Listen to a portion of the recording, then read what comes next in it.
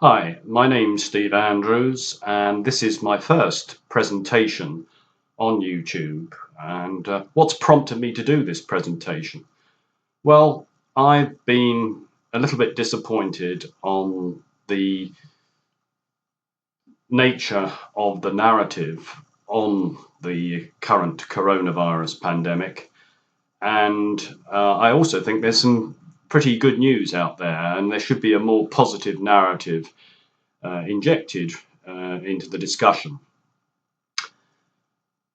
This is a relatively short presentation, and it involves looking at the Office of National Statistics data, which is the regional data on excess. So we're going to look at the 10 regions from England and Wales, and we're going to look at the excess death rate and the COVID-19 deaths within those regions. Right, let's go straight to that data. And as I said, so we've got all deaths and COVID-19 deaths. That's people dying with COVID. It doesn't necessarily mean they've died of COVID. So what I've looked at here is that, just to take a step back, is that the Office of National Statistics data, I was looking at some of this regional data, and I was looking at the graphs, and they're relatively small graphs on the screen, but they were aligned, and I was looking at them, and I was thinking, hang on a minute, the peak deaths, which you can see here, if I show you my downloaded data, were all in the same position. And I thought, well, that's really strange. So I thought, well, I'll just look at that a bit further. And the site enables you to download it into Excel, download the data into Excel. That makes it easier to interrogate. And so I downloaded the data from all 10 regions and started looking at it.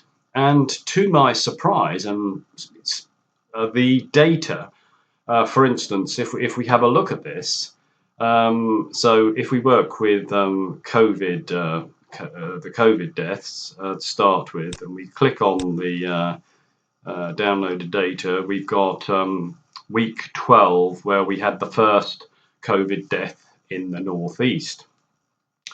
We then look at the peak point, and that was week 16.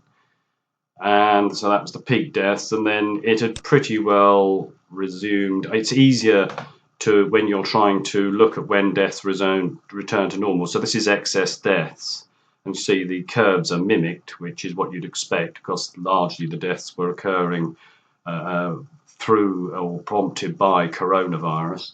So if we look at this, we can see what the, if you like, the normal death situation was, and when it returned to normal. So it's about there. And that's week 22. And to my surprise, I went through all the regions. So if we now have a look at the London region, which is obviously 400 miles, but it's a considerable distance away. And we have a look at that, and we can see that it started at week 12, peaked at week 16, and it finished at week 22. So that needs to, as I said, be extrapolated from there. It's about there. You can see it's certainly down to normal at week 22. I mistakenly thought that London would be the epicenter. I don't know why I thought that, of the pandemic. But then I thought to myself, so I went through all the regions. So we've got here, so the regions, I just downloaded these in sort of relatively random order: northeast, London, Wales, southwest, southeast, northwest, Yorkshire and Humberside, East Midlands, West Midlands, and East region. So they were all the regions, and I went right through the data, and the peaks were all in the same position for all regions. There was barely any difference, particularly bearing in mind that obviously this is weekly collection. You're not actually pinpointing a day, but pretty well the pattern of infection, as reflected by the death situation, was the same for all 10 regions. So that really did strike me as strange. But then I thought, well, so another factor that I'd like you just to pay attention to, or just go to any region, lockdown was at week 13. So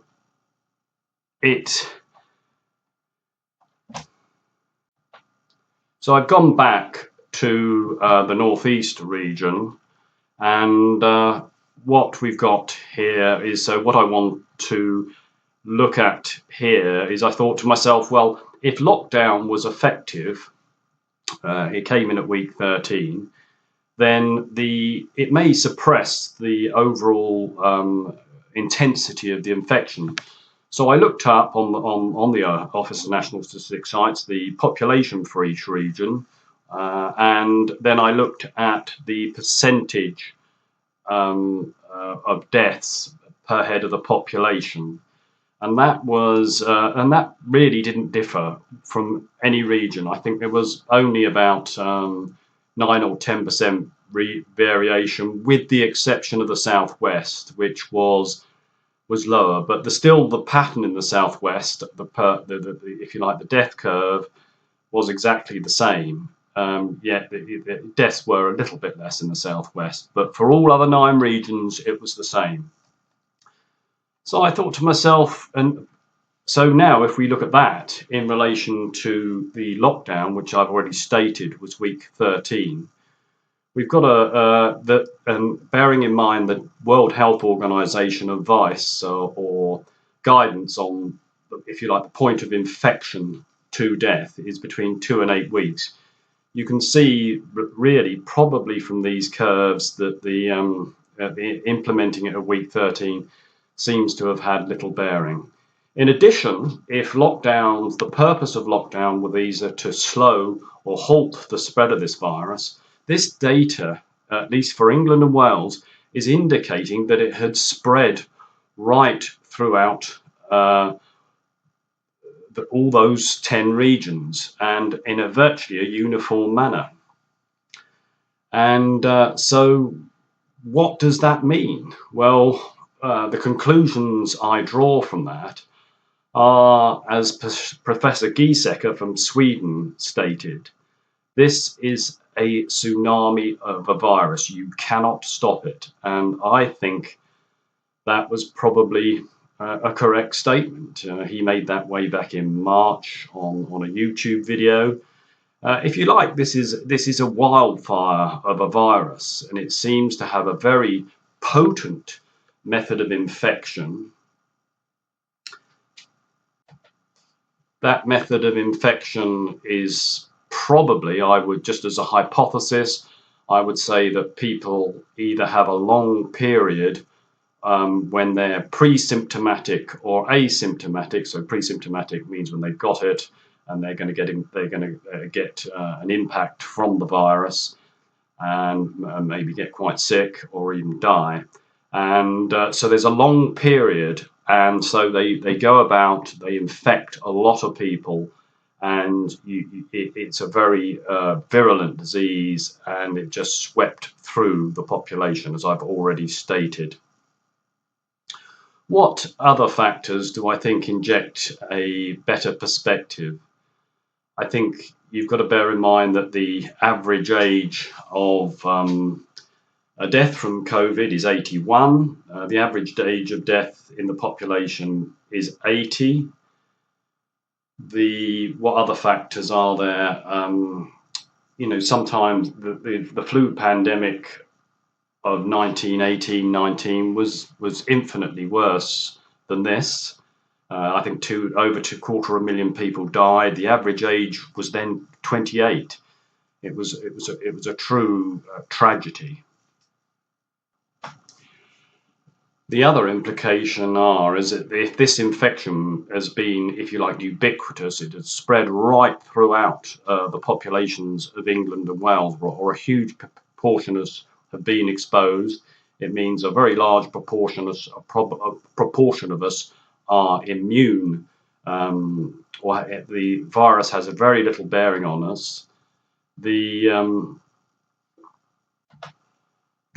impact and the effect of a vaccine may have very little bearing because the degree of exposure has been so great. So either someone's been exposed, infected, or even sadly died. So these are all the conclusions that I draw from this data. Um, the other aspect I'd urge you to do is to look at some other YouTube videos to get a greater perspective. Ivor Cummins, the Fat Emperor videos have been very enlightening, and there are other YouTube videos that are readily available. Anyway, I'd like you to thank you very much for listening to this video. I hope it's been enlightening, and I hope it improves the narrative. Thank you. Bye.